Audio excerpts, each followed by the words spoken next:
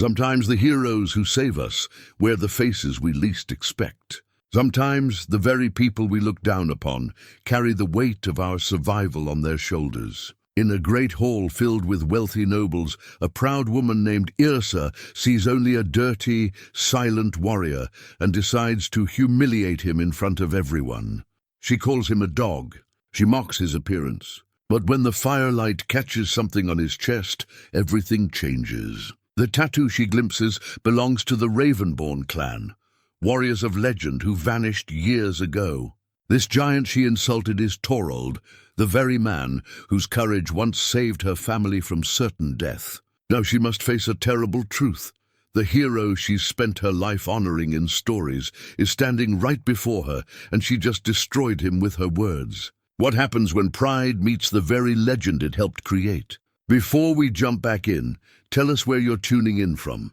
And if this story touches you, make sure you're subscribed, because tomorrow I've saved something extra special for you. The great hall of Eriksfjord stood like a monument to prosperity against the harsh Norwegian coast. Its massive timber beams, darkened by decades of hearth smoke and seasoned by countless winters, stretched toward a ceiling lost in shadows. Carved dragons wound their way up supporting posts, their eyes seeming to watch the gathering below with ancient wisdom. Tonight the hall buzzed with the energy of trade season when merchant ships arrived heavy with goods from distant lands, and local chieftains gathered to forge alliances that would carry them through another year. Yrsa Eriksdottir moved through the crowd with the practiced grace of someone born to command attention. At 28, she possessed the kind of beauty that turned heads not just for her fair features, but for the intelligence that sparked behind her green eyes. Her auburn hair was braided with silver threads that caught the firelight, and her dress, deep blue wool trimmed with ermine, spoke of wealth that few in these lands could match. She was her father's daughter in every way that mattered, sharp-tongued, quick-witted, and utterly convinced of her place in the world's natural order. The Eastern traders are asking twice what they demanded last season, she was saying to Bjorn the Stout, a barrel-chested merchant whose ships brought amber and furs from the Baltic shores. Their greed will be their downfall. Mark my words. Bjorn nodded sagely, though his eyes kept wandering to the entrance where new arrivals continued to filter in. Your father always said you had a head for numbers that would shame most men, Lady Yrsa. But tell me, have you given thought to his proposal about the southern trade routes? Yrsa's expression tightened almost imperceptibly. Her father, Jarl Erik Bloodaxe, had been pressing her to consider marriage to one of several suitors, alliances that would strengthen their position but would also mean leaving Eriksfjord behind. The very thought made her jaw clench. This hall, these lands, this life she had helped build alongside her father. She would not abandon it for some man's ambition. My father speaks of many things when the mead flows freely, she replied carefully. But tonight we celebrate successful harvests and profitable ventures. Let tomorrow's concerns wait for tomorrow's sun. The conversation was interrupted by a commotion near the great doors. Yrsa turned to see what had captured everyone's attention, and her breath caught in her throat. A giant of a man stood silhouetted against the night, his massive frame filling the doorway like some ancient god stepping down from Valhalla itself. Even in the dim light, she could see that he was shirtless despite the autumn chill. His broad chest and muscled arms, bearing the kind of scars that spoke of countless battles, survived. Dirt and dried blood streaked his skin, and his dark hair hung loose around shoulders that seemed capable of bearing the weight of the world. But it was his eyes that held her attention, pale blue, like winter ice, and utterly devoid of the deference she expected from anyone entering her father's hall. He said nothing, simply stood there as conversations gradually died and all eyes turned toward him. Who dares enter my hall in such a state? Jarl Erik's voice boomed from the high table, where he sat surrounded by his most trusted advisors. The Jarl was a man of 60 winters, his beard gone grey, but his voice still carrying the authority that had kept these lands peaceful for 2 decades. Speak your name and purpose, stranger.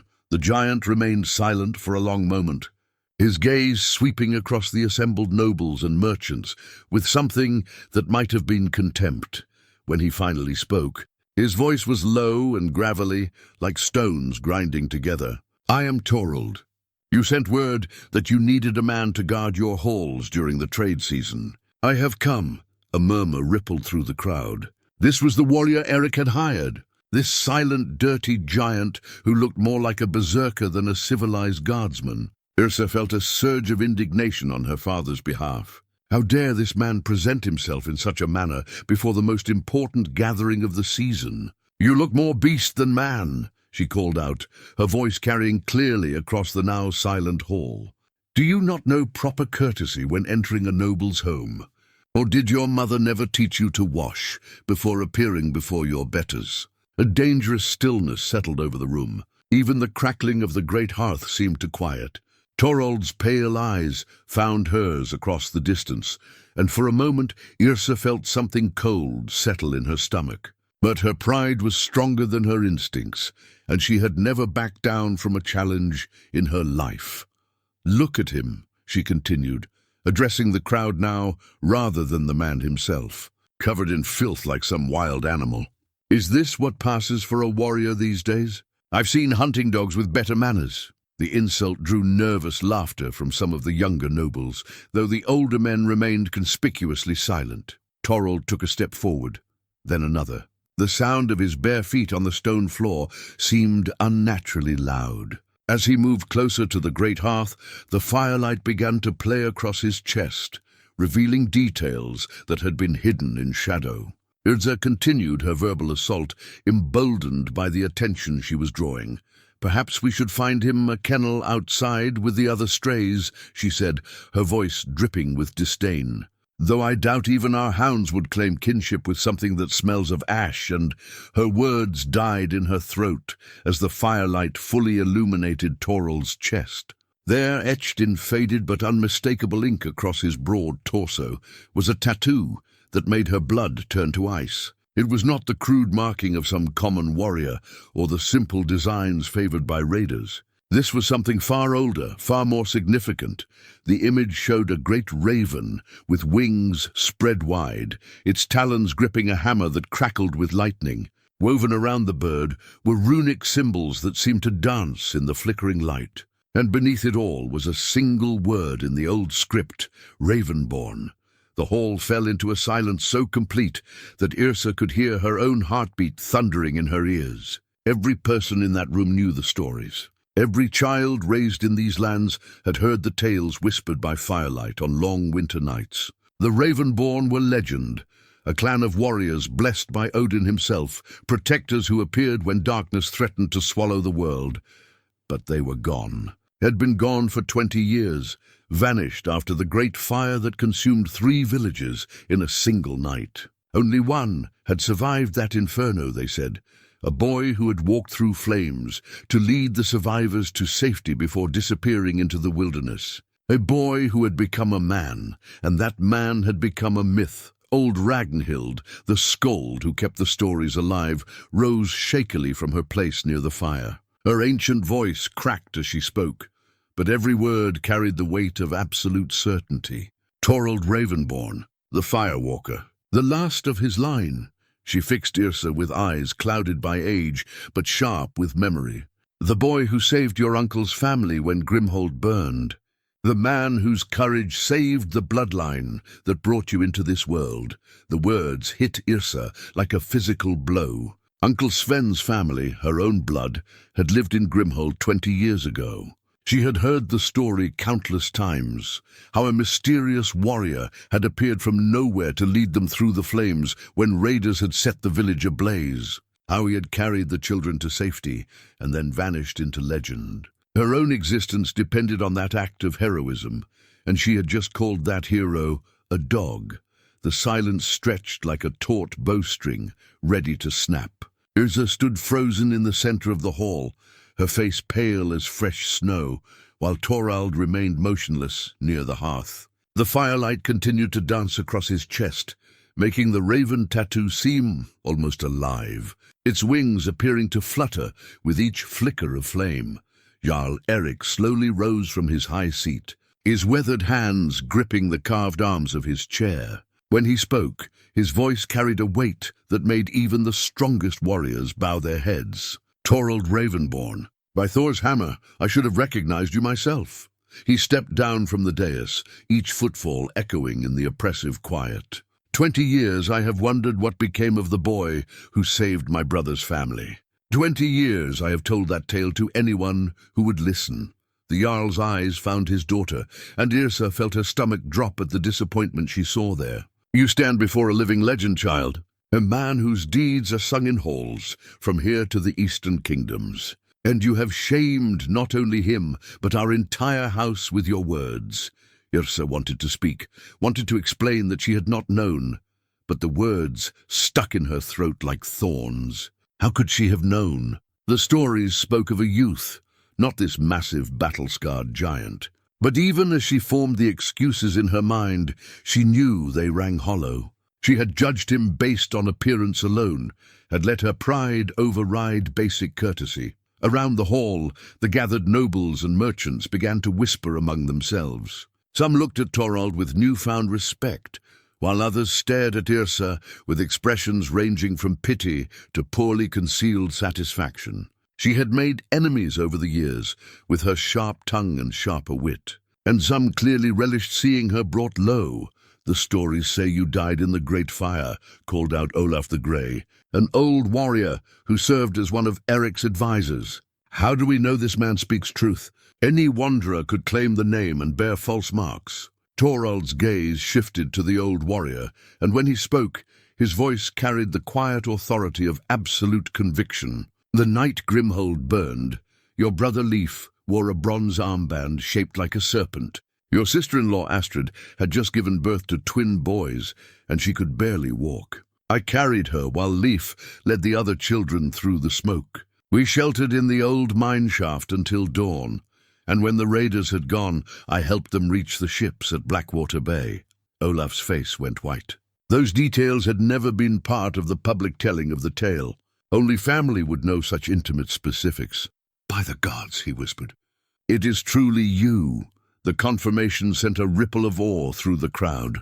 Men who had seemed larger than life, moments before now, appeared diminished in Torald's presence. This was not just any warrior.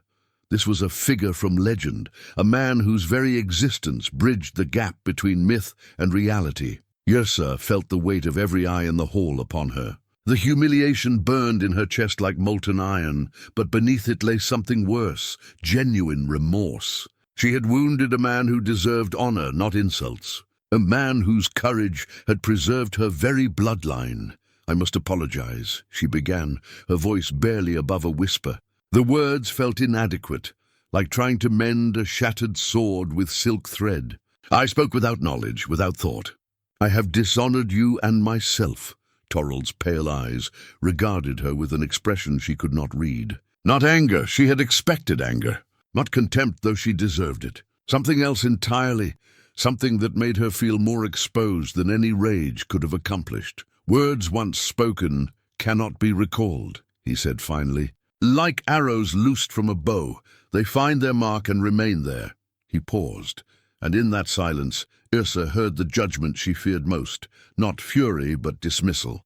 "But a Ravenborn does not seek vengeance for wounded pride. I came here to fulfill a contract, nothing more." The formal distance in his tone stung worse than any insult could have. Yrsa had spent her life commanding respect through wit and will, but now she stood diminished before a man whose very presence seemed to shrink the great hall around them. Eric stepped forward, clearly attempting to salvage the situation. "You honor us with your service, Torald Ravenborn. Name your price and it shall be paid. Our halls will be safer with you watching over them. I require only food and shelter for the duration of the trade season," Torald replied, "and perhaps a place to clean the road dust from my skin, since it seems to offend certain delicate sensibilities." The bar was delivered with such quiet courtesy that it took a moment for its meaning to register. When it did, several of the younger nobles shifted uncomfortably, while others struggled to hide grins. Yrsa felt heat rise to her cheeks, but she forced herself to meet his gaze directly. That was justly said, she admitted, her voice stronger now despite the shame burning in her chest. I spoke of things I knew nothing about, and I deserve whatever scorn you choose to show me. For the first time since entering the hall, something flickered behind Torald's impassive expression. Surprise, perhaps. He had expected continued defiance or hollow apologies, not this direct acknowledgement of fault. The moment passed quickly, but Yrsa caught it, and it gave her a fragment of hope that perhaps this disaster might yet be salvaged. Eric gestured toward one of the servants. Show our guest to the finest chamber we have available. See that he has hot water for bathing and fresh clothes if he desires them. He turned back to Torald with genuine respect. Tomorrow, perhaps you would honor us with tales of your travels. It has been too long since a true skald graced our hearth. Perhaps, Torald replied noncommittally. He began to turn away, then paused and looked back at Yrsa. You spoke of hunting dogs, having better manners. Tell me, lady, do you hunt? The question caught her off guard. I do. My father taught me to track deer through the mountain passes. Then you know that the best hunting hounds are often the most scarred, the most battle-tested. They may not be pretty to look at, but they have proven their worth in ways that matter. His pale eyes held hers steadily. Appearance can deceive, as you have learned tonight. Remember that lesson, and you may find wisdom where you once saw only ugliness. With that, he followed the servant toward the guest chambers, leaving Yrsa standing in the center of the hall with her thoughts in turmoil. The conversations around her gradually resumed, but she could feel the sidelong glances, could hear her name whispered in discussions she was not invited to join. Her closest friend, Sigrid Whitehair, approached with careful steps. Well, she said quietly, that could have gone worse. Could it? Yrsa asked bitterly. I have just insulted a living legend in front of half the noble families in the western fjords. By tomorrow, the story will have spread to every hall from here to the king's court. Perhaps, Sigrid conceded. But you also showed grace in admitting your error. That counts for something among people with honor. Yrsa shook her head. Not enough. Not nearly enough. She looked toward the passage where Torald had disappeared. I need to make this right, Sigrid. Somehow I need to earn his forgiveness. Why does it matter so much? Her friend asked gently. You have apologized publicly. Your father will smooth things over with gold and hospitality. The trade season will pass, and Torald Ravenborn will move on to whatever destiny awaits such men. But Yrsa could not explain the hollow feeling in her chest, the sense that something precious had been damaged beyond simple repair. It was not just about social standing or family honor, though both were important. It was the knowledge that she had looked upon genuine greatness and seen only surface appearances. She had prided herself on wisdom and perception, and tonight had proven her a fool. The evening wore on, but the joy had gone out of it. Merchants conducted their business with subdued efficiency, and the usual boasting and storytelling felt forced. Everyone was waiting for something, for Torald to return, for Yrsa to leave, for the tension to resolve itself somehow. But resolution would not come easily. As Yrsa finally made her way to her own chambers, she carried with her the weight of recognition. This was not a simple matter of wounded pride or social embarrassment. This was the moment when her comfortable, ordered world had revealed cracks in its foundation. And she suspected that before this story ended, those cracks might become chasms that would change everything she thought she knew about herself and the world around her. Dawn came reluctantly to Eriksfjord, grey light seeping through morning mist that clung to the fjord like a guilty secret. Yrsa had barely slept, her mind churning over the events of the previous evening like a mill grinding grain that would never satisfy. She rose before the servants stirred and made her way to the kitchens, seeking the comfort of familiar routine. The great hall still bore the sense of last night's feast, roasted meat, spilled ale, and the lingering smoke from torches that had burned low. But it felt different now, charged with an energy that had not been there before. Servants moved about their morning tasks with hushed voices, and Yrsa caught fragments of whispered conversations about the legendary warrior who now walked among them. Have you seen him this morning? She asked Helga, the head cook, a woman whose practical wisdom had guided the household for more than 20 years. "Aye, lady." Before sunrise he was. Walked out to the practice yard like he owned it and has been there since. Helga's weathered hands never paused in their work of preparing the morning meal. Strange sight, watching a legend stretch his muscles like any common man. Yrsa felt drawn toward the practice yard despite herself.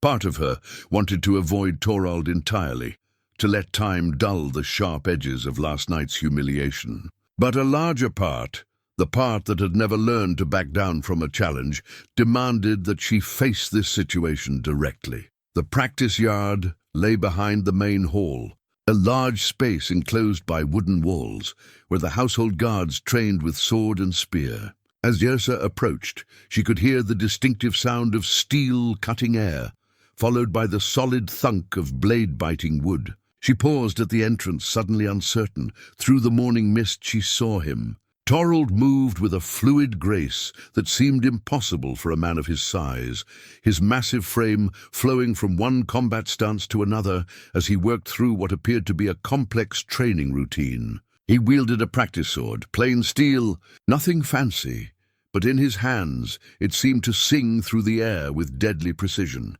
What struck her most was not his skill, though that was evident, but the absolute focus he brought to the exercise. Every movement had purpose, every strike was calculated. This was not mere practice, this was meditation through motion, a warrior maintaining the edge that had kept him alive through countless battles. Impressive, is he not? The voice startled her. Old Magnus, the weapons master, had approached without her noticing. His grizzled face bore an expression of professional appreciation. "I have watched many fighters over the years, Lady Yrsa, but few with such perfect form. How long has he been at this?" she asked, trying to keep her voice casual. "Near 2 hours now. Never paused, never wavered. That man has discipline carved into his very bones." Magnus studied her with eyes that missed little. "Will you speak with him?" The question hung in the air like a challenge. Yrsa straightened her shoulders, drawing upon the courage that had never failed her before. Yes, I will." She entered the practice yard, her soft boots making almost no sound on the packed earth. Torald continued his routine, either unaware of her presence or choosing to ignore it. For several minutes she simply watched, gaining a new appreciation for the skill that had made him legendary. When he finally paused, lowering the practice sword to his side, she stepped forward. "Your form is flawless," she said, her voice carrying clearly in the morning air. "I have never seen anyone move with such precision." Torald turned to face her, and she saw that his pale blue eyes held no warmth, but no active hostility either. "Training keeps a warrior alive," he replied simply. "Neglect it, and you invite death to your door. Is that wisdom you learned from the Ravenborn?" she asked, genuinely curious. "The stories speak of your clan's prowess, but they say little of how such skills were developed." For a moment she thought he would not answer. Then he gestured toward a wooden post that bore the marks of countless practice sessions. "My father began teaching me when I could barely hold a wooden sword. He said that discipline was the foundation upon which all other virtues were built." His voice carried a note of old pain. "I was the youngest ever to bear the Ravenborn mark, earned through trials that would have broken lesser men. And now you are the last," Yrsa said softly. The words slipped out before she could stop them, and she immediately regretted their thoughtlessness. Something flickered behind his eyes, grief, perhaps, or anger, but his expression remained controlled. Yes, the last of a line that stretched back to the age of heroes. The weight of that legacy is not easily borne. The raw honesty in his voice caught her off guard. This was not the distant, formal tone he had used the night before. This was something deeper, more human. She found herself responding with equal frankness. "I cannot imagine such responsibility. To carry the honor of an entire clan on your shoulders, it must be a terrible burden. Burden and privilege both," he replied. The Ravenborn existed to serve, to protect those who could not protect themselves. That purpose gave meaning to every sacrifice, every loss. He looked down at the practice sword in his hand. Without that purpose, I am merely a man with scars and fading memories."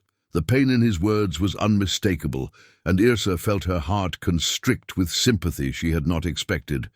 "You saved my family," she said quietly. "Whatever else has been lost, that deed remains. Uncle Sven's children grew to have children of their own because of your courage.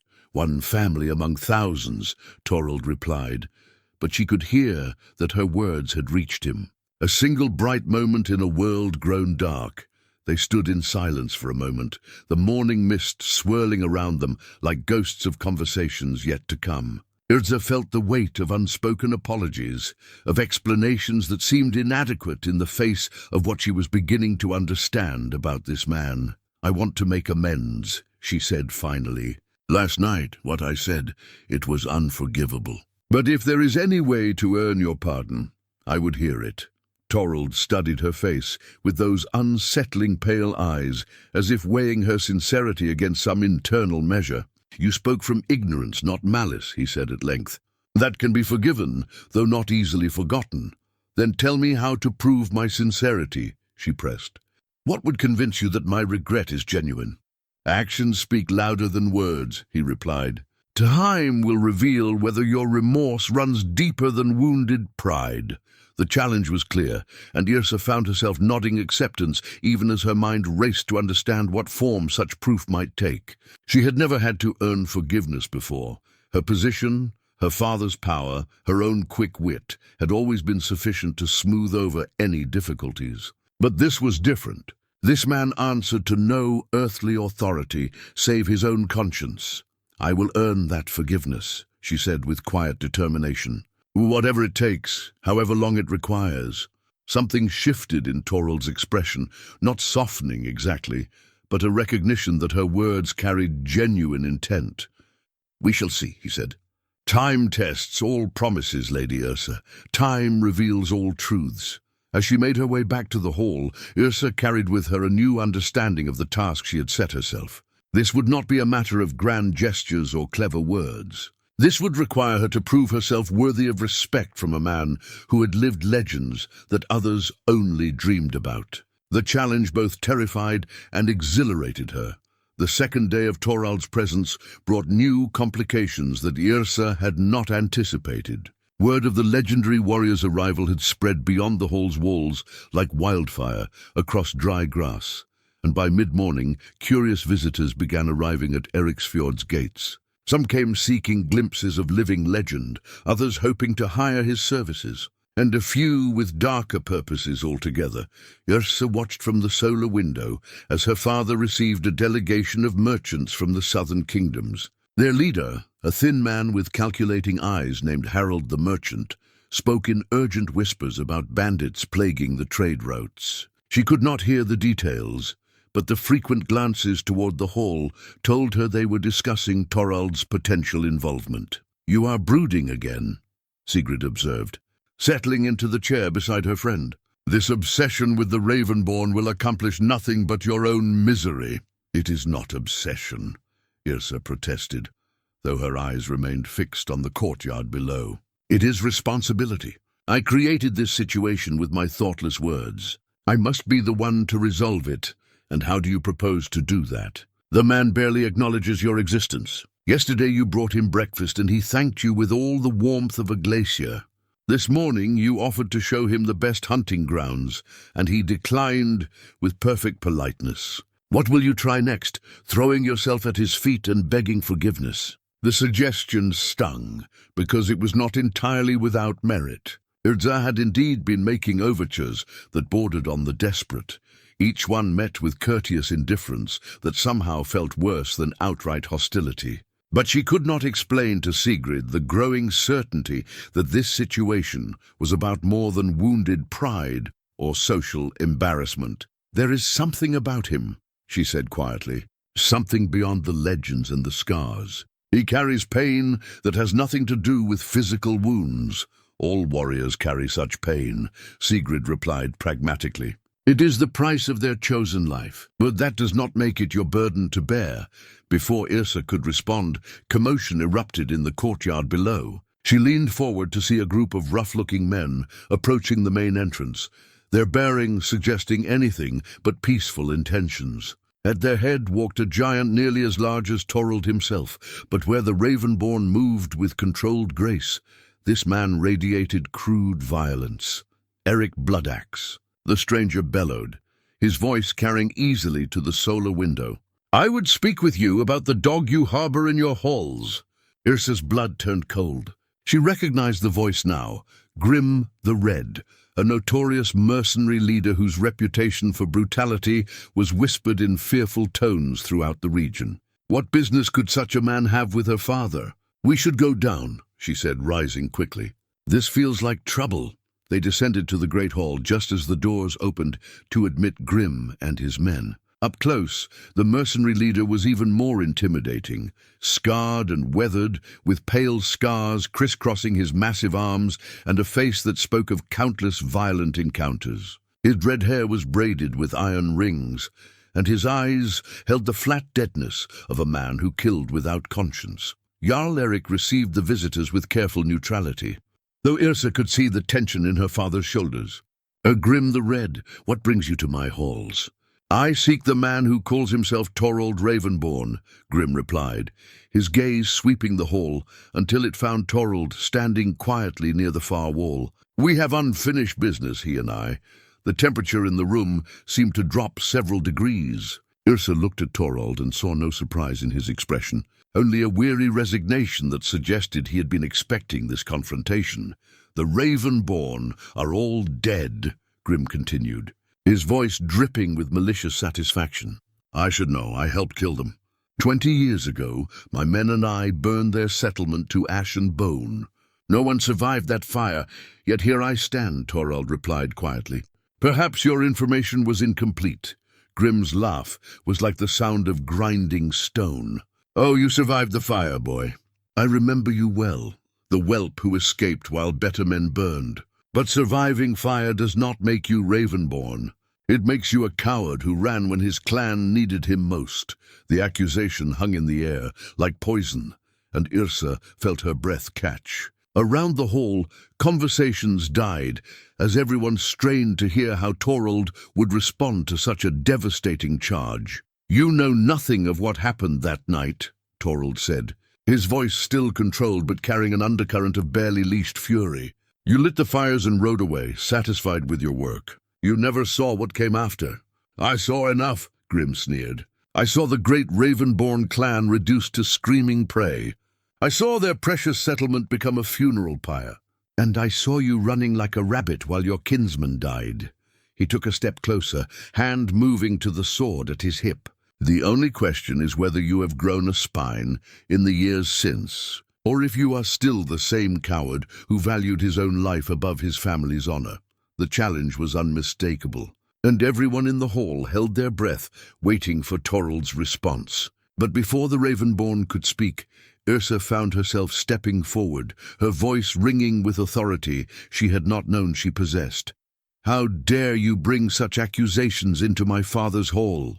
she demanded, her green eyes blazing with indignation. "You admit to murder and arson, then have the audacity to call another man coward? If there is a coward here, it is the one who attacks sleeping settlements under cover of darkness." Grim's attention fixed on her with predatory interest. "And who might you be, little bird, to speak so boldly to your betters?" "I am Yrsa Eric's daughter of this house and defender of its honor," she replied, moving to stand beside Torald despite the dangerous current flowing between the two giants. "And I say you lie." The words were out before she could consider their implications, driven by an instinct she could not fully understand. She only knew that she could not stand by and watch this brutal man destroy Torald with accusations that felt wrong at their very core. Grim's eyes lit up with cruel amusement. "Defending your pet, are you? How touching. But words from a pampered child carry little weight against the testimony of a man who was there." "Then let actions speak instead of words," Yrsa shot back, her mind racing to find a way out of the trap she had stumbled into. "If you truly believe your own accusations, prove them. Challenge him openly here and now before witnesses who can judge the truth of your claims." The suggestion electrified the hall. A formal challenge would require both men to accept terms, to fight under conditions that would test not just strength, but character. It was an ancient custom, rarely invoked in these more civilized times, but still binding under the old laws.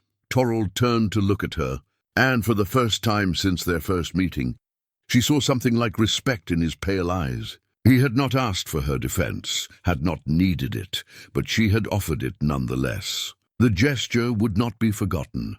Grim the Red's laughter filled the hall like the sound of ravens feasting on carrion. A challenge? From this pretender? He looked around the room with theatrical amusement. Very well, little bird. I accept your terms. But know that when I am finished with your champion, you will see him for what he truly is. A broken man hiding behind stolen glory.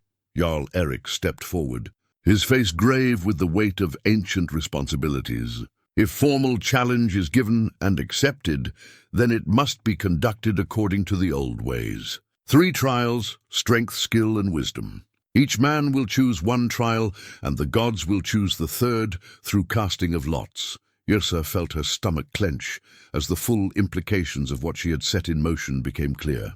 She had acted on instinct, driven by an inexplicable need to defend Torald's honor, but now she wondered if she had signed his death warrant. Grim was notorious for his prowess in combat, and even legends could be felled by superior numbers or treachery. I choose the trial of strength, Grim declared immediately.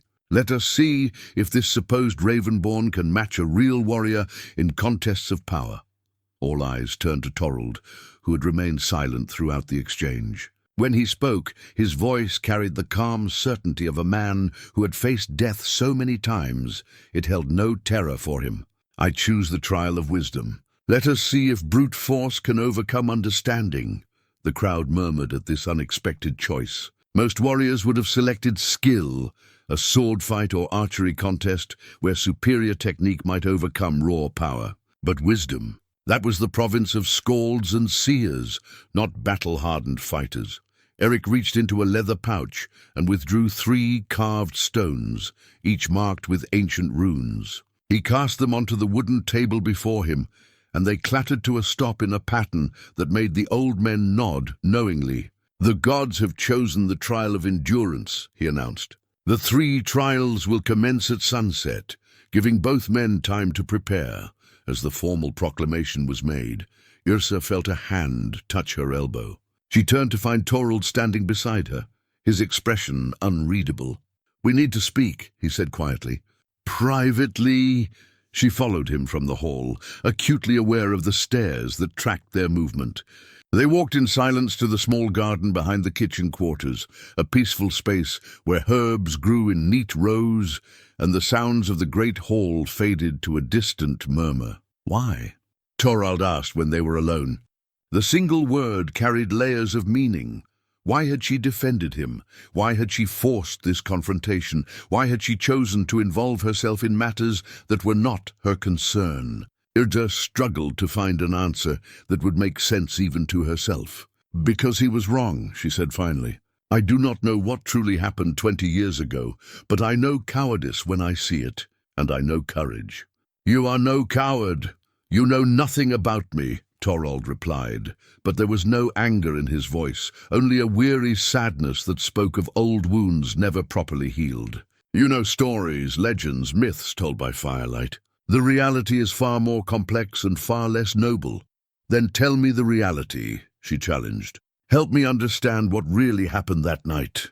For a long moment he was silent, his pale eyes fixed on some distant point beyond her shoulder.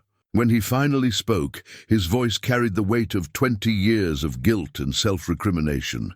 Grim spoke truth about one thing: I did run from the fire, but not out of cowardice.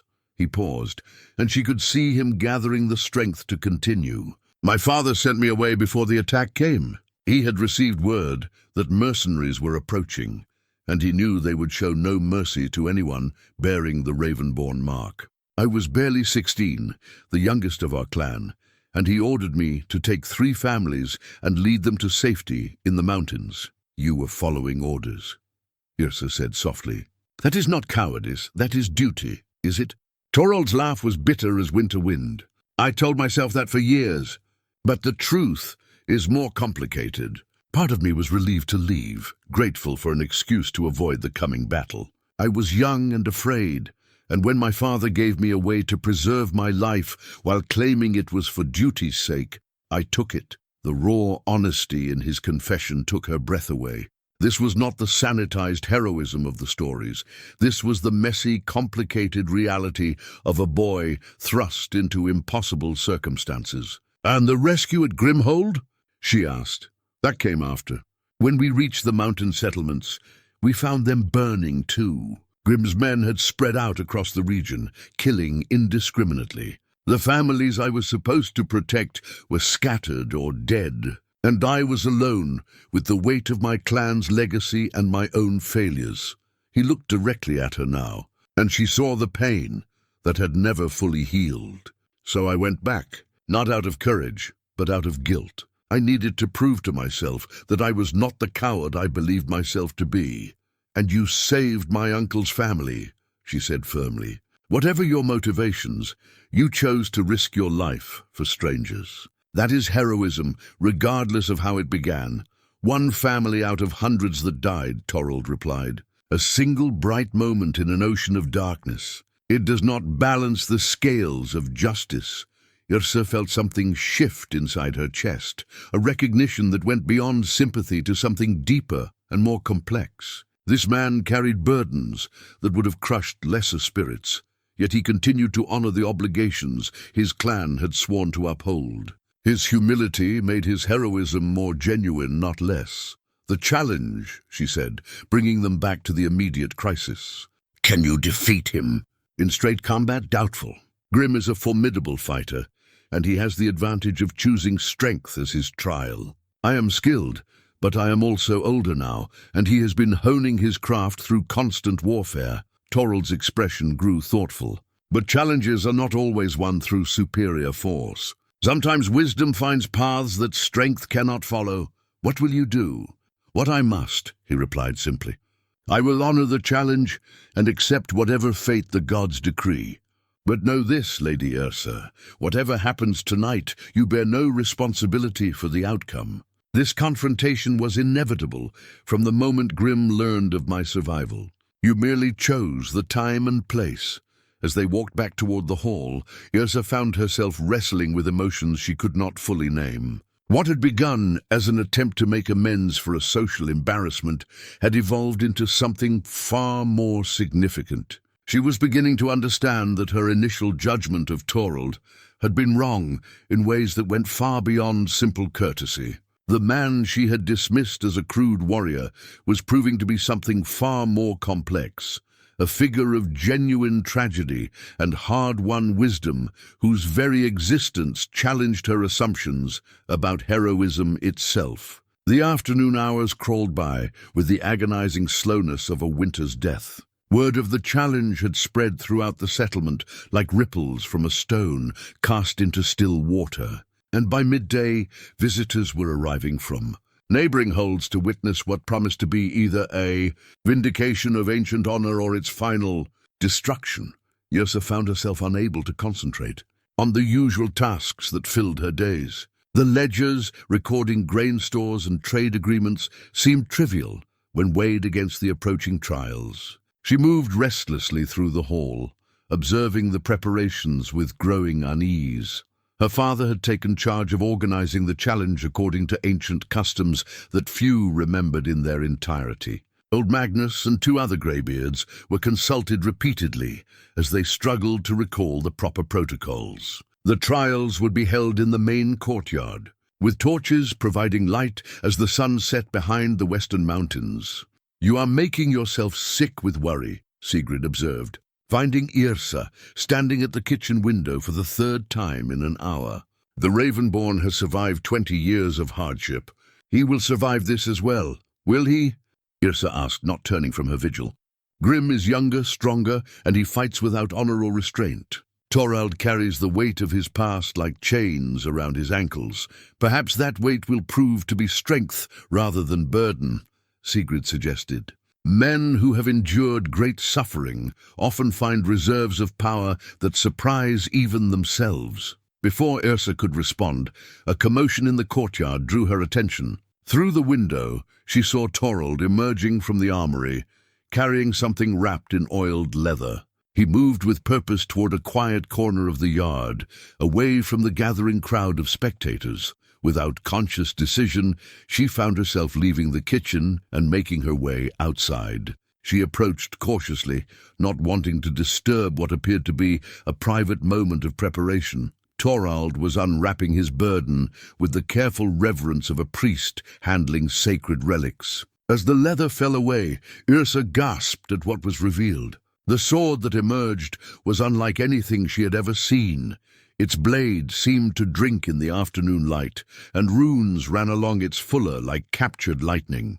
The crossguard was shaped like raven wings, and the pommel bore the same intricate design as the tattoo on Torald's chest. "Raven crest," he said without looking up, somehow aware of her presence. "The blade carried by my father and his father before him. It has not tasted blood for 20 years. "It is magnificent," Yrsa breathed, drawn closer despite herself. "I have never seen its equal." "Nor will you again," Torald replied. "This is the last of the Ravenborn blades. When I fall, it falls with me." He lifted the sword, testing its balance with movements that spoke of long familiarity. Perhaps that is fitting. Some things should not outlive their time. The fatalism in his voice alarmed her. "You speak as if defeat is certain. Do you truly believe you cannot win?" Torald was quiet for several heartbeats, his attention focused on the blade as he worked oil into its surface with practiced motions. "I have learned not to mistake hope for certainty," he said finally. "Grim the Red has earned his reputation through 2 decades of constant warfare. He's formidable in ways that few men can claim to be. But you have advantages he lacks," Yrsa insisted. "Wisdom, experience, the righteousness of your cause." "Righteousness?" Torald's laugh was harsh. "There is no righteousness in what I am, Lady Yrsa.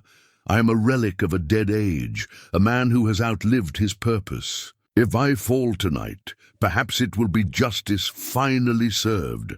The words stung her more than she had expected. "Is that truly what you believe? That your life has no value beyond the legends others have built around you?" "What else am I to believe?" he asked, finally meeting her eyes. "I am the last remnant of a clan that failed in its most sacred duty. They carry a legacy written in ash and failure. Perhaps it is time for that legacy to end." "No," Yrsa said with sudden fierce conviction. "I will not accept that. The man who saved my family, who has spent 20 years honoring oaths that others forgot, that man has value that extends far beyond past failures." "Pretty words," Torald replied. "But words do not change the nature of things. I am what I am, and tonight will prove whether that is enough or merely the final act in a tragedy that began long ago." Frustration welled up inside her, sharp and overwhelming. How could she make him see what seemed so clear to her? How could she convince him that his worth was not diminished by past pain, but rather proven by his determination to carry on despite it? "You are wrong," she said quietly. "About your value, about your purpose, about what tonight represents. This is not an ending. This is a chance for truth to triumph over lies, for honor to stand against brutality. And if I fall, what then becomes of your truth and honor?" The question hung between them like a blade poised to strike. Yrsa felt the weight of it, the recognition that she had invested more than just pride in this confrontation. She had staked her faith in justice itself on the outcome of trials that might well be decided by nothing more than chance and superior strength. "Then I will mourn the passing of something precious from this world," she said simply. "But I will not believe that its passing proves its worthlessness. Some things have value beyond their ability to endure." Something flickered in Torald's expression, surprise perhaps, or recognition. He studied her face as if seeing her clearly for the first time. "You truly believe what you say?" "I do." "With all my heart." He nodded slowly, wrapping the sword once more in its protective leather. "Then perhaps there is still some purpose in this old warrior after all. If nothing else, I will try to prove worthy of such faith." As the sun began its descent toward the western peaks, they stood together in comfortable silence. Around them, the preparations for the challenge continued. But for this moment, they existed in a pocket of peace that felt somehow sacred. "Whatever happens tonight," Torald said, as they finally turned back toward the hall, "know that your defense of my honor will not be forgotten. In all my years, few have shown such loyalty to a stranger." "You are no stranger," Yrsa replied, the words emerging with a certainty that surprised her. "You are the man who saved my family, and now—" She paused, struggling to articulate feelings that were still forming. "Now you are something more than that. You are proof that heroism exists in forms more complex and meaningful than the simple stories would have us believe." The first torches were being lit as they reached the hall, marking the beginning of what would either be vindication or tragedy. But for the first time since the challenge had been issued, Yrsa felt something approaching hope, stirring in her chest. The torches cast dancing shadows across the courtyard as the formal trials began at sunset. A crowd of nearly 200 had gathered. Nobles from neighboring holds, merchants eager for entertainment, and common folk who had never expected to witness such ancient ceremonies in their lifetimes. The very air seemed charged with anticipation and the weight of old gods watching from their distant halls. Jarl Erik stood at the center of the courtyard, his voice carrying with the authority of generations as he recited the ritual words that bound both men to honor the outcome. "Let the gods judge truth from falsehood, courage from cowardice, wisdom from foolishness. Let no man here dispute what these trials reveal." The first trial's strength began with a contest that seemed designed to favor Grim's massive frame. Two great stones, each weighing more than a full-grown man, had been placed at opposite ends of the courtyard. The challenge was simple in concept, but brutal in execution. Carry both stones to the center and stack them in a tower that would stand until the last trial concluded. Grim approached his task with confident swagger, his thick arms wrapping around the first stone as if embracing an old friend. The crowd murmured appreciatively as he lifted it with apparent ease, his face showing only mild strain as he carried it to the designated spot. The second stone proved more challenging, forcing him to employ his full strength, but he managed to complete his tower with time to spare. When Torald's turn came, Yrsa found herself holding her breath. The Ravenborn was clearly the smaller man, his lean frame seeming almost delicate compared to Grim's bulky musculature. But as he gripped the first stone, she saw something in his approach that spoke of deeper understanding. Where Grim had relied on brute force, Torald used leverage and technique, his movements precise and economical.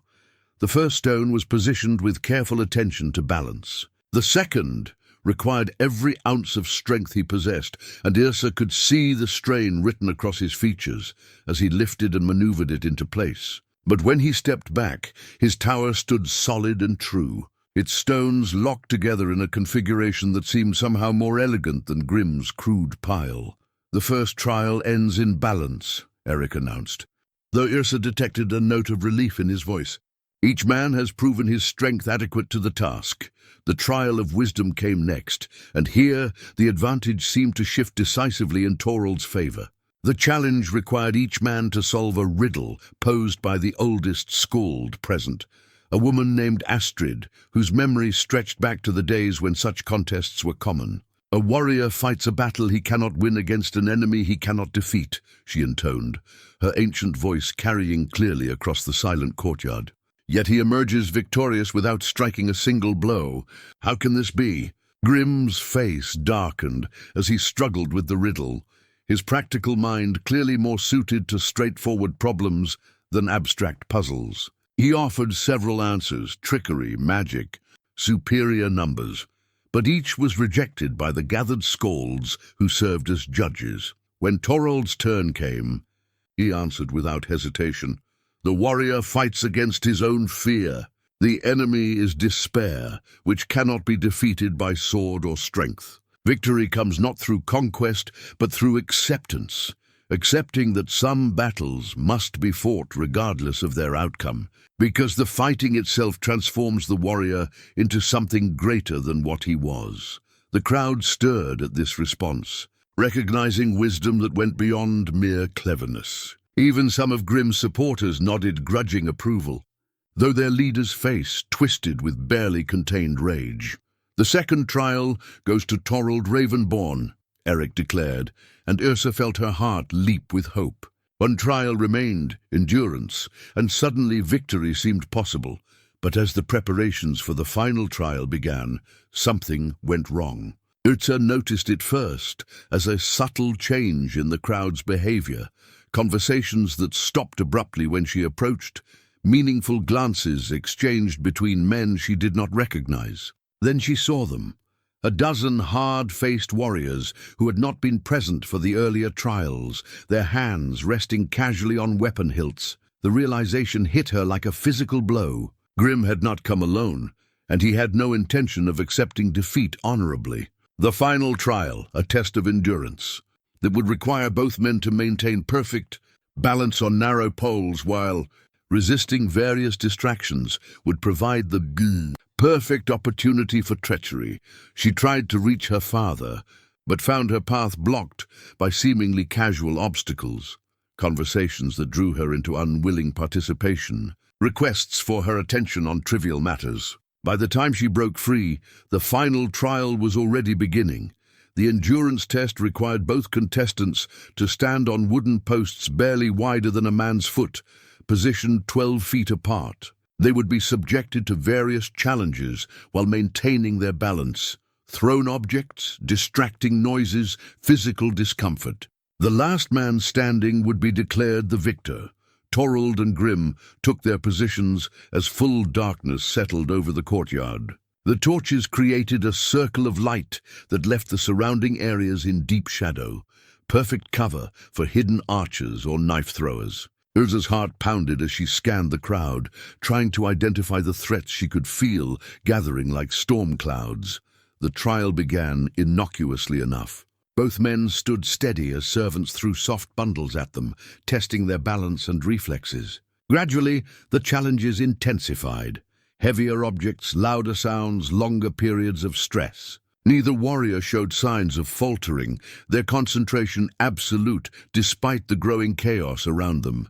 Then Yrsa saw the glint of steel in the shadows beyond the torchlight. One of Grim's hidden men was drawing a throwing knife, positioning himself for a cast that would appear accidental, a blade thrown too hard during the official challenges, striking Torald in a spot that would send him tumbling from his perch. Without thinking, she acted on pure instinct. "Treachery!" she screamed, her voice cutting through the noise of the trial like a blade through silk. "Grim's men prepare to strike from shadow!" The warning shattered the careful choreography of the ambush. Hidden warriors found themselves exposed as every eye turned toward them, their positions revealed by Yrsa's accusation. But rather than retreat, they pressed forward with naked blades, abandoning all pretense of subtlety. "So be it," Grim snarled, leaping down from his post to draw his own sword. "If honor will not serve, then steel shall decide this matter." The courtyard exploded into chaos as Grim's mercenaries rushed forward and Eric's household guards moved to intercept them. Steel rang against steel as the formal trial dissolved into open combat. With Torald caught in the center of a storm he had not expected, but as Yrsa watched in horror, she realized that this moment of apparent disaster was revealing something crucial about the man she had defended. Torald did not flee from the unexpected battle or seek shelter among Eric's guards. Instead, he drew Ravencrest and stood his ground, his blade singing through the air as he fought with a skill that transformed him from legend into living reality. And in that moment, watching him stand alone against overwhelming odds, Yrsa understood the true nature of the man she had misjudged so badly at their first meeting. This was not just a warrior carrying the weight of old failures. This was a hero in the truest sense, a man who would face any darkness to protect those who could not protect themselves. The courtyard had become a battlefield where honor and treachery clashed beneath the dancing light of torches. Steel sang against steel as Eric's household guards fought desperately to contain Grim's mercenaries, but the attackers had the advantage of preparation and positioning. What should have been a formal trial had devolved into the kind of brutal melee that left few survivors and fewer heroes. Yrsa pressed herself against the stone wall of the hall, her heart hammering as she watched the carnage unfold. Bodies lay scattered across the packed earth, and the metallic scent of blood mingled with smoke from overturned torches. But her eyes remained fixed on the center of the battle, where Torald fought with a skill that seemed to transcend mere mortal ability. Ravencrest moved like liquid lightning in his hands, its ancient blade cutting through armor and flesh with equal ease. 3 of Grim's men lay at his feet, their blood darkening the earth, but more kept coming. The Ravenborn fought with the fluid grace of a master. But even legends could be overwhelmed by superior numbers.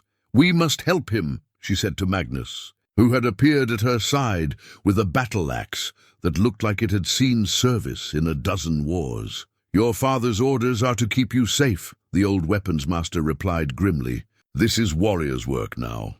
But even as he spoke, Yrsa could see that the household guards were being pushed back. Grim's mercenaries were experienced fighters who had learned their craft in the brutal campaigns of distant lands. They fought without honor, but with devastating effectiveness, using every dirty trick and underhanded tactic to gain advantage.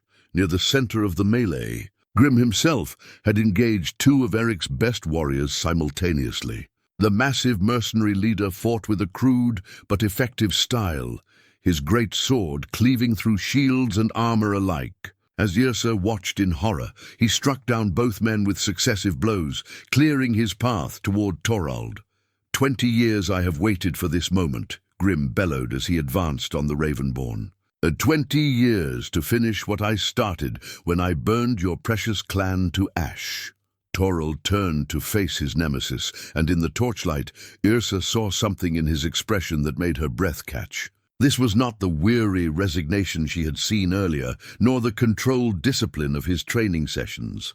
This was something far more primal and dangerous, the awakening of power that had lain dormant for 2 decades. "You want to finish it?" Torald asked, his voice carrying clearly despite the chaos around them. "Then come, let us end this properly." The 2 giants circled each other like wolves preparing for a final hunt. Around them, the other combats seemed to pause, as if the very air recognized the significance of this confrontation. This was more than just a fight between 2 warriors. This was the collision of past and present, legend and reality, honor and brutality. Yrsa found herself unable to look away, though every instinct screamed at her to flee to safety. She had set these events in motion with her challenge, and she would witness their conclusion regardless of the cost. But as she watched, she became aware of movement in the shadows beyond the main battle. More of Grim's men were moving into position, and she realized with growing horror that this entire confrontation had been planned from the beginning. The formal challenge had been a ruse, a way to gather Eric's household in one place where they could be eliminated efficiently. The trial by combat was meant to end with Torald's death and the massacre of everyone who had witnessed it. Grim intended to leave no survivors who could carry word of his treachery to other holds. "Magnus," she whispered urgently, "this is a trap, all of it. He means to kill everyone here." The old warrior's face went pale as he grasped the implications. "Sweet Thor's hammer. We need to warn your father." But Eric was already engaged in his own desperate battle, fighting back-to-back with his most trusted advisors against a growing circle of enemies. The Jarl was a formidable warrior despite his years, but he was vastly outnumbered and fighting on ground of his enemy's choosing. Yrsa's mind raced as she searched for some way to turn the tide of battle. The household guards were brave and skilled, but they were being systematically overwhelmed by opponents who had come prepared for slaughter. In minutes, perhaps less, the defenders would be broken entirely. Then her eyes fell upon something that sparked a desperate hope. Near the entrance to the hall stood the great war horn that had called the household to arms for 3 generations. If she could reach it, if she could sound the call, it might bring help from the village guards or alert other holds to the danger. "I have to reach the horn," she told Magnus. "It may be our only chance." "Too dangerous," the weapons master replied, but she was already moving, keeping to the shadows as she worked her way around the edge of the battle. The courtyard had become a hellscape of smoke and steel, with the screams of wounded men mixing with the clash of weapons in a symphony of violence. Yrsa forced herself to move carefully, avoiding the attention of combatants who were focused entirely on staying alive. Step by step, she made her way toward the horn. Behind her, she could hear the distinctive ring of Ravencrest as Torald and Grimm finally engaged in single combat. The sound of their clash was different from the other fights, deeper, more resonant, as if the very weapons recognized the significance of this moment. But she dared not look back, knowing that distraction could mean death. She was halfway to her goal when disaster struck. One of Grimm's archers, positioned on the hall's roof, spotted her movement and drew his bow. The arrow whistled past her head, missing by mere inches, and suddenly she found herself the focus of unwanted attention. "The girl!" someone shouted. "Stop the girl!" Two mercenaries broke off from their current engagements and moved to intercept her. Yrsa ran, abandoning stealth for speed, but she knew she would not reach the horn in time. The weight of failure settled on her shoulders like a cloak of lead. She had tried to help and succeeded only in making things worse. Then salvation came from an unexpected source. Old Ragnhild, the skald who had first identified Torald, stepped out of the shadows with a woodcutter's axe in her gnarled hands. Despite her age, she moved with surprising speed, placing herself between Yrsa and her pursuers. "You want the girl?" the ancient woman asked, her voice carrying the authority of one who had seen 100 battles. "You go through me first." The first mercenary laughed at the challenge, but his amusement died when Ragnhild's axe took his head from his shoulders in a single, perfectly timed stroke.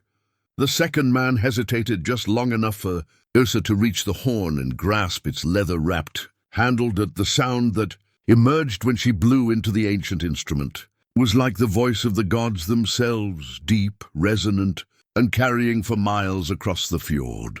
It was the call to arms that every warrior in the region would recognize. The summons that meant death was stalking the land, and honor demanded response. As the horn's voice echoed off the surrounding mountains, Yrsa saw something shift in the battle below. Eric's surviving guards seemed to stand straighter, fighting with renewed vigor, born of hope. And in the distance, she could see torches beginning to move. Help was coming, though whether it would arrive in time remained to be seen. But the horn had accomplished something else as well. It had drawn Grimm's attention away from his duel with Torald, and in that moment of distraction, the Ravenborn struck with the speed of lightning itself. Ravencrest found its mark, opening a red line across Grimm's ribs that sent the giant staggering backward. "First blood to the legend," Grimm snarled, pressing a hand to his wounded side. "But last blood wins the day, and that belongs to me." The final phase of their duel was about to begin, and Yrsa realized that everything, the survival of her family, the vindication of Torald's honor, perhaps even the fate of the entire region, would be decided by what happened in the next few minutes. The courtyard seemed to hold its breath as Torald and Grimm circled each other in the flickering torchlight.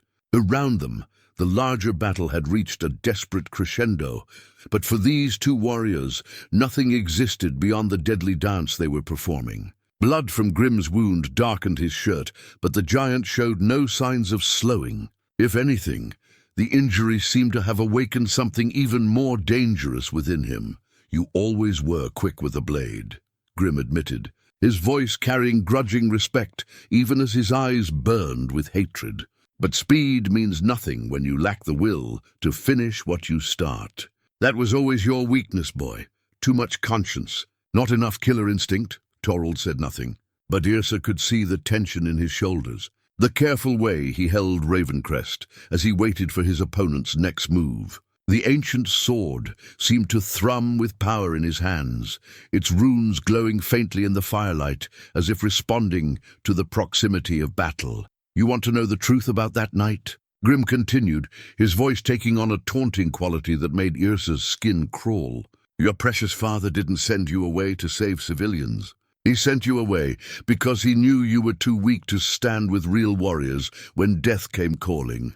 The words hit their target like physical blows. Yrsa saw Torald's jaw tighten, saw the flicker of old pain in his pale eyes. Grim had found the wound that had never properly healed, and he was twisting the knife with surgical precision. "He told me himself as the flames took hold," the mercenary leader continued. "Said he was ashamed to call you son, ashamed that the Ravenborn line would end with such a coward." Grim's smile was cruel as winter ice. "Your last sight of him was disappointment, boy. Remember that as you die." The attack came without warning, Grim's massive sword sweeping in a horizontal arc that would have taken Torald's head if he had been a fraction slower. But the Ravenborn moved like flowing water, ducking beneath the blade and countering with a thrust that forced Grim to leap backward. Steel rang against steel as they exchanged a flurry of strikes, each testing the other's defenses.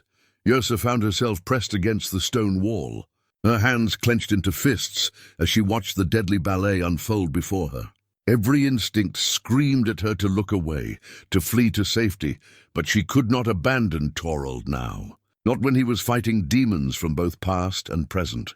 The duel intensified, as both warriors abandoned caution for aggression. Grim fought with the brutal efficiency of a man who had survived 2 decades of constant warfare, his blade seeking flesh with mechanical precision.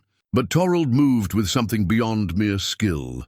His movements carried the weight of ancestral memory, as if the spirits of fallen Ravenborn guided his hand. Around them, the sound of approaching hoofbeats grew louder. Yrsa's horn call had reached the surrounding settlements, and warriors were riding hard toward Eriksfjord. But she could see that help would arrive too late for many. Already, half of her father's guards lay dead or dying, and Erik himself bled from multiple wounds as he fought desperately to protect what remained of his household. "Yield now," Grim panted as he pressed his attack, his great sword hammering against Torald's defenses like a blacksmith's hammer on an anvil. "Yield, and I will make your death quick. Continue this foolishness, and I will make you watch as I butcher everyone you failed to protect." "I have made that mistake once already," Torald replied, his voice steady despite the sweat beading on his forehead. "I will not make it again." Something in his tone made Grim pause, a flicker of uncertainty crossing his scarred features.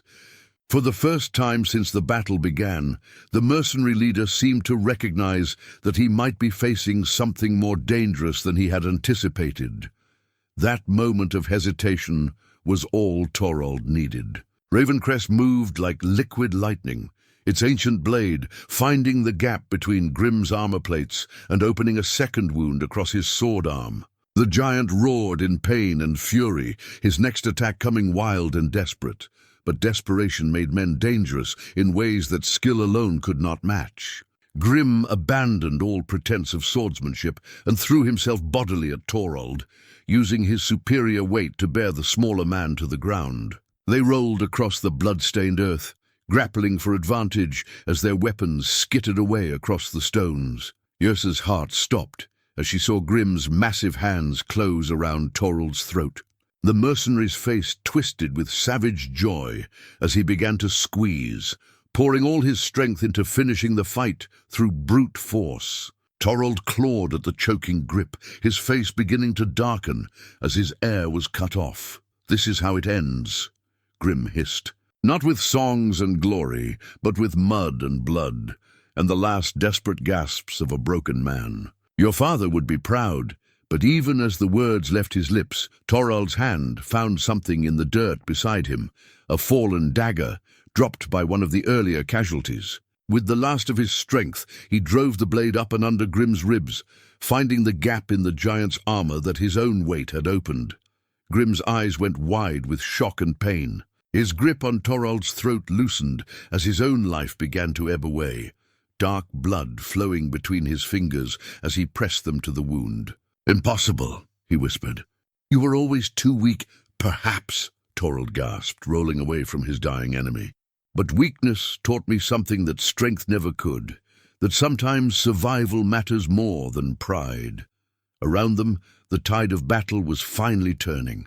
The first of the reinforcements had arrived, fresh warriors pouring into the courtyard to engage Grim's surviving mercenaries. But the cost had been terrible.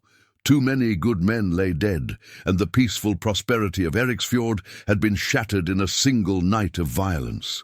The final moments of battle played out like scenes from a nightmare, slowly giving way to dawn. Grim the Red lay dying in the dirt, his life bleeding away through the wound Torald had opened beneath his ribs. Around him, his surviving mercenaries fought with the desperate fury of men who knew defeat meant death. But they were vastly outnumbered now as reinforcements continued to pour into the courtyard.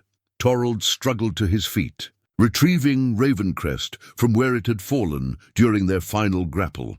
The ancient blade seemed somehow heavier now, as if it too bore the weight of what had transpired. Blood, both his own and his enemies', stained his arms and chest, but his pale eyes remained focused as he surveyed the battlefield.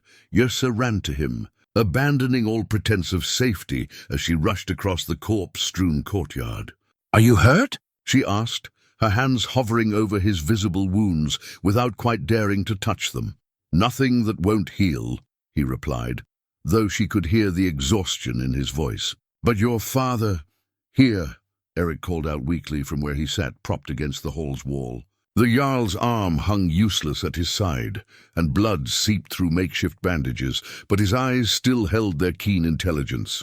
Still breathing, though it was a near thing. The last of Grim's mercenaries fell to the blades of the reinforcements, and suddenly the courtyard was filled with an eerie quiet, broken only by the moans of the wounded and the crackle of scattered torches. The battle was over, but the cost had been devastating. Nearly half of Eric's household guards lay dead, along with several visiting nobles who had come merely to witness what they thought would be a formal trial. "Is it finished?" Yrsa asked, looking down at Grim's still form. The giant's eyes stared sightlessly at the stars, and his breathing had stopped entirely. "It is finished," Torald confirmed. "The threat he represented dies with him. His surviving men will scatter like wolves without a pack leader." He paused, looking around at the carnage with something like sorrow. Though the price of that victory was higher than anyone should have had to pay. Yrsa followed his gaze, taking in the full scope of the destruction. Men who had been laughing and drinking just hours earlier now lay cold and still. The courtyard where she had played as a child was soaked with blood that would take years to fully wash away. The comfortable certainty of her world had been shattered as thoroughly as if Grim's mercenaries had brought down the hall's very walls. "This was not your fault," she said quietly, recognizing the guilt that shadowed his features. "None of this was your fault, was it not?" Torald asked. "If I had not come here, if I had not accepted your father's offer of employment, these men would still be alive. Grim would have had no reason to attack this place, and he would have found you eventually," Yrsa replied with fierce conviction. "Men like him do not abandon old grudges. If not here, then somewhere else, and perhaps with even greater loss of innocent life. At least here you had allies. At least here you were not alone." The truth of her words seemed to reach him, though she could see it would take time for him to fully accept them. 20 years of carrying guilt and self-doubt could not be healed in a single night. No matter how decisively that night had ended, as the immediate crisis passed, the practical work of dealing with the aftermath began. The wounded needed tending. The dead required proper preparation for burial, and messages would have to be sent to neighboring holds to explain what had transpired. But through it all, Yrsa found herself watching Torald with new understanding. The man she had first dismissed as a crude warrior had proven himself to be something far more complex and valuable. He carried scars that went deeper than flesh, bore burdens that would have crushed lesser men, yet still found the strength to stand between darkness and those who needed protection. That was not the heroism of songs and stories. It was something rarer and more precious. "What will you do now?" she asked, as they stood together in the wreckage of what had been a peaceful evening.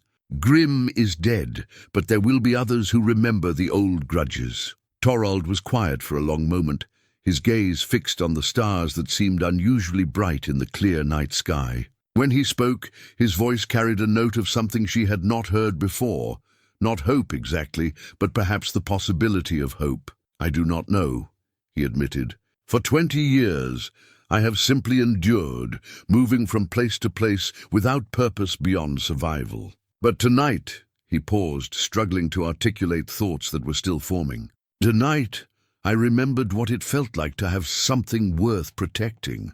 The words hung between them like a bridge spanning a chasm she had not fully recognized until now. In defending his honor, in standing beside him through the trial and battle, she had found something she had not known she was searching for. And perhaps, in accepting that defense, in allowing someone else to see value in his existence, he had found something as well. 3 months had passed since the night that changed everything at Eriksfjord. Winter had settled over the western fjords with unusual gentleness, as if the land itself sought to heal from the violence that had scarred it. The great hall had been rebuilt and rededicated, its timbers blessed by skalds who spoke prayers for the dead and hopes for the living. Yrsa stood at the window of her father's solar, watching the harbor where fishing boats returned with the morning's catch. The scene appeared peaceful, but she knew that beneath the surface much had changed. Erik bore his wounds with dignity, though his injured arm would never regain its full strength. The household had been rebuilt with new guards, men who understood that service at Eriksfjord meant standing ready to face more than common bandits or raiders. And Torald remained. He had not left as she had expected after Grim's defeat. Instead, he had accepted Erik's formal offer to serve as the hold's chief guardian, a position that carried both honor and responsibility. The arrangement suited all parties. Erik gained a protector whose reputation alone discouraged most potential threats, while Torald found something he had not possessed in 20 years, a home. "You are brooding again," her father observed from where he sat reviewing grain stores and trade agreements. His left arm rested in a sling that the healers insisted he wear for another month, but his mind remained as sharp as ever. "Still thinking about our guardian?" Yrsa felt heat rise to her cheeks, but she did not deny the observation. Her relationship with Torald had evolved into something she could not easily define, deeper than friendship, but constrained by barriers of rank and expectation that neither of them had yet found the courage to address directly. "He trains with the new guards every morning," she said, deflecting her father's knowing look.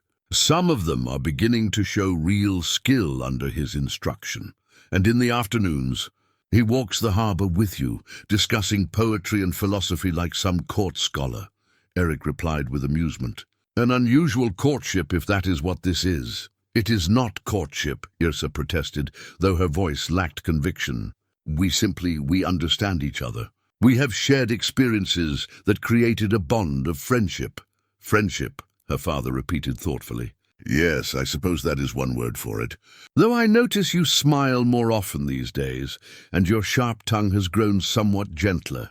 Friendship appears to agree with you." Before she could formulate a response, a commotion in the courtyard below drew their attention. Yrsa looked down to see a delegation of riders approaching under banners she recognized, emissaries from King Olaf's court, their rich clothing and ceremonial weapons marking them as men of high rank. "Interesting," Erik murmured, rising carefully from his chair. "Royal messengers in the middle of winter. This cannot be routine business."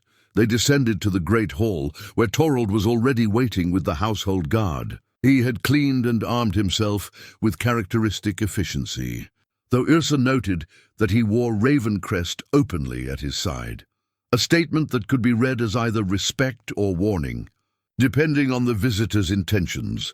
The lead emissary proved to be a man named Bjorn Ironside, one of the king's most trusted advisors. He bore formal greetings and winter gifts appropriate to his station, but his manner suggested that protocol was not his primary concern. "Word of recent events has reached the king's ears," he explained once the ceremonial exchanges were complete. The defeat of Grim the Red and his mercenaries has not gone unnoticed. His Majesty is pleased that such a threat has been eliminated, and he wishes to honor those responsible. Eric inclined his head graciously, though Yrsa could see wariness in his eyes. Royal attention was not always beneficial, particularly when it concerned men whose reputations might overshadow their oaths of loyalty. The king also wishes to make an offer, Bjorn continued, his gaze shifting to Torald. He has need of a champion, a man of proven skill and unquestioned honor to serve as his personal guardian. The position carries great prestige and rewards commensurate with its importance. The offer hung in the air like a blade poised to fall. Yrsa felt her heart constrict as she realized what was being proposed. Not just employment, but a complete change of life that would take Torald away from Eriksfjord permanently. "I am honored by His Majesty's offer," Torald replied carefully. "But I must ask, what of my current obligations? I have given my word to serve this house, which can be honorably released if you choose to accept royal service," Bjorn assured him. "Jarl Erik would gain considerable favor by providing the king with such a champion." All eyes turned to Erik, who faced an impossible choice. Refusing the king's request would mean political consequences that could affect his family for generations. But accepting it would mean losing the protection and stability that Torald's presence provided. "The choice is not mine to make," Erik said finally, showing the wisdom that had kept his lands peaceful for so many years. "Torald Ravenborn is a free man who may choose his own path. Whatever he decides, he will have my blessing and my gratitude for service already rendered." The weight of decision settled on Torald's shoulders like a familiar cloak. Yrsa watched his face, trying to read thoughts that remained hidden behind those pale blue eyes. She wanted to speak, to offer some argument that would keep him at Eriksfjord, but she knew that such a choice had to be made freely, or it would carry no meaning. When Torald finally spoke, his voice carried the quiet certainty that had marked all his important decisions. "I am honored by the king's offer, but I must respectfully decline. I have found purpose here, people worth protecting, and obligations that matter more than personal advancement. My place is at Eriksfjord, if the Jarl will continue to have me." The relief that flooded through Yrsa was so intense it left her light-headed. But more than relief, she felt pride in a man who had chosen duty over ambition, loyalty over advancement. It was a decision that revealed the true character beneath the legend. "Then it is settled," Erik declared, though Yrsa could hear his own relief carefully controlled. "Torald Ravenborn remains as our guardian and honored member of this household." As the royal emissaries departed with polite but disappointed farewells, Yrsa found herself alone with Torald in the garden, where they had first spoken of redemption and forgiveness. Snow covered the herb beds in pristine white, and their breath misted in the cold air as they walked the familiar paths. "You gave up a great opportunity," she said quietly. "The king's favor could have opened doors that will remain forever closed now." "Perhaps," Torald replied. "But I have learned that some doors lead to empty rooms, while others open onto gardens worth tending." He paused beside the stone bench where they often sat during their afternoon conversations.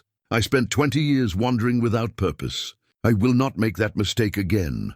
They stood together in comfortable silence, watching snowflakes drift down like blessings from a sky that seemed unusually bright despite the winter clouds. Around them, Eriksfjord went about its daily business. Guards training in the practice yard, servants preparing the evening meal, merchants negotiating trades that would carry them through until spring. It was a good life, Yrsa realized. Not the grand adventure of songs and stories, but something more valuable, a life built on mutual respect, shared purpose, and the quiet heroism of choosing to protect what mattered most. Sometimes the greatest legends were written not in battle and glory, but in the simple decision to stay and build something lasting. And as she looked at the man beside her, scarred but unbroken, wise with hard experience, committed to purposes larger than himself, she understood that she had witnessed the transformation of legend into something even rarer, a hero who had found his way home.